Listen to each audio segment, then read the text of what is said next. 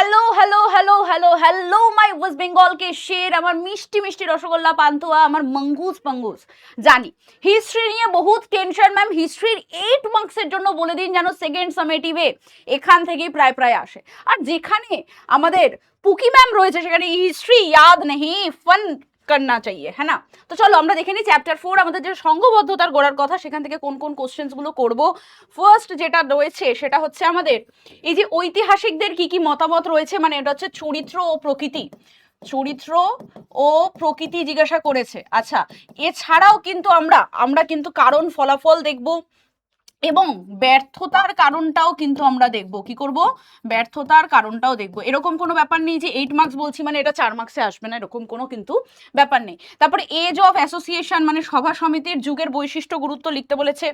তারপরে দেখো ভারত সভা কেন প্রতিষ্ঠিত হয়েছে এটা রয়েছে।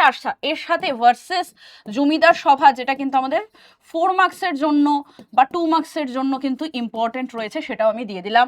হিন্দু মেলার কি ভূমিকা রয়েছে সেটাও কিন্তু রয়েছে। এর পরের যে চ্যাপ্টারটা রয়েছে দেখো, রবীন্দ্রনাথ ঠাকুরের যে চিন্তা ভাবনা বা ঔপনিবেশিক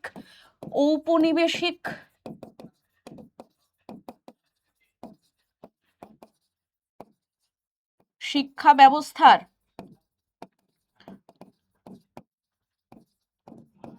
যে সমালোচনাটা রয়েছে সেটা কিন্তু আমাদেরকে দেখতে হবে। তারপর হচ্ছে জাতীয় শিক্ষা আন্দোলনের পটভূমি, বিজ্ঞান চর্চায় আচার্য প্রফুল্লচন্দ্র রায়, এখানে কিন্তু আমাদের যেটা রয়েছে বসু বিজ্ঞান মন্দিরটাও কিন্তু আমাদেরকে দেখতে হবে। ঠিক আছে, ঠিক আছে, সেটাও আমাদেরকে কিন্তু দেখতে হবে। তাছাড়া কি রয়েছে, সংবাদপত্র কিভাবে আমাদের বাড়িয়েছে স্বদেশী শিল্প, তাছাড়া হচ্ছে আইএসিএস পড়বো। তাছাড়া আমরা কি পড়বো, আমরা হচ্ছে বিটিআই থেকে সিইটি যেটা যাদবপুর ইউনিভার্সিটি সেটা পড়বো। এবং আমরা কিন্তু উপেন্দ্র কিশোর রায়চৌধুরীর বা আমরা বলতে পারি ইউএন রে অ্যান্ড সন্স, এইগুলোর কি ভূমিকা রয়েছে সেগুলো কিন্তু আমরা দেখব।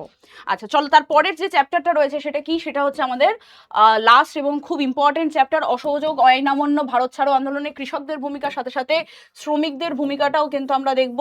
তারপরে হচ্ছে তেভাগা আন্দোলন, বামপন্থী রাজনীতির উত্থান, বিংশ শতকে কৃষক আন্দোলনের কি বৈশিষ্ট্য ছিল। তাছাড়া কিছু কিছু দেখো আমি এখানে বলে দিয়েছি যেগুলো হচ্ছে খুবই ইম্পর্টেন্ট টপিকসগুলো, সেগুলো দেখো এখানে আমি লিখে দিয়েছি।